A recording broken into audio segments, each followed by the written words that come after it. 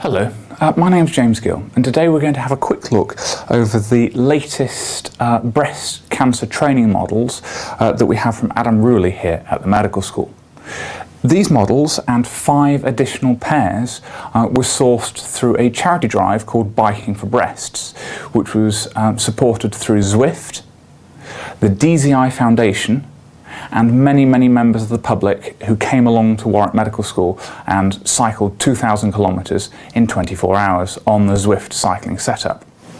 The benefit of these breasts compared to previous cancer models is that we have the option to put in different tumour types where we want to on the models, and with that we can put exceptionally subtle pathological findings inside the breast tissue to allow medical students and doctors to examine for those.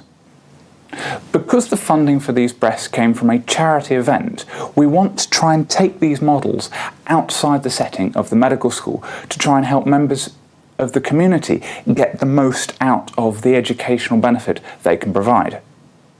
This is one of the reasons that we're producing the video today, to show what this model can offer in terms of education for people.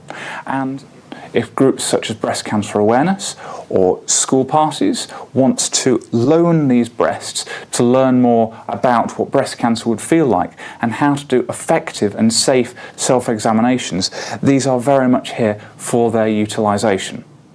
If it is that you're interested in loaning these breasts for educational sessions such as that, please follow the links at the end of this video. So let's look a little bit closer at these models. From a training perspective, these models can be used on the torso themselves. However, they can also be detached from the torso and worn by an individual in order to facilitate a more effective breast examination. As will be shown in the separate breast clinical examination, the actual positioning of the patient and the movement of their arms is vital to performing an effective examination.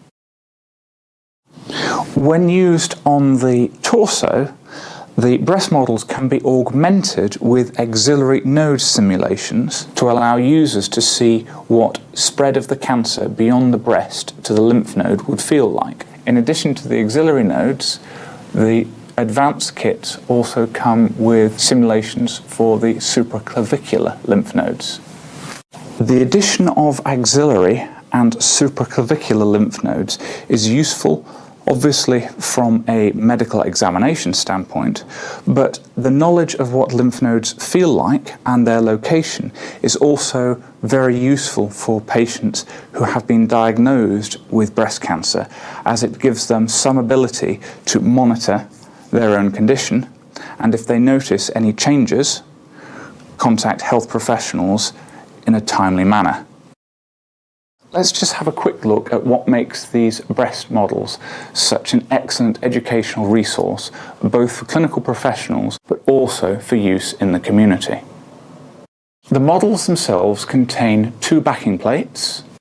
Plates form the substance of the breast tissue and allow tumours and examination findings to be placed within the breasts. The plastic backing plates simulate findings connected to the chest wall or underlying muscle structures, whereas the foam pads, forming the majority of the breast tissue, allow for examination findings in the actual globe of the breast. With the multiple options for examination finding loading onto the simulation breasts, it gives a great ability to test health professionals, but also to allow members of the community to be educated as to what subtle breast changes, which may be worrying, feel like. In terms of community education, the whole basis is looking towards getting people to recognise changes, whether malignant or otherwise, in their breasts, to get people to attend their general practitioner in a more timely manner to hopefully result in a more effective outcome for treatment, if any is needed. Any number of examination findings can be loaded into the breasts and in any location. For example, a very subtle breast cancer or carcinoma, which here would be found behind the nipple, or a fibroadenoma, sometimes referred to as a breast mouse, which can be found towards the outside of the breast.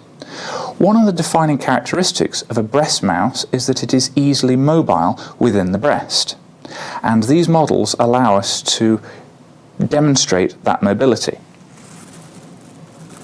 as the mass can move within inside the pocket when it is loaded onto the breast. As the mass can move very easily within the simulation,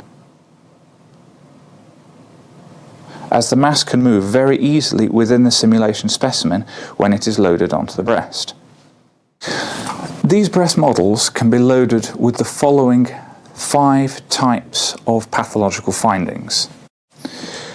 3 different sizes of carcinoma or breast cancer, lymph nodes which may or may not indicate a significant pathology, fibrocystic disease, the fibroadenoma or breast mouse, again with the mobility inside the simulation,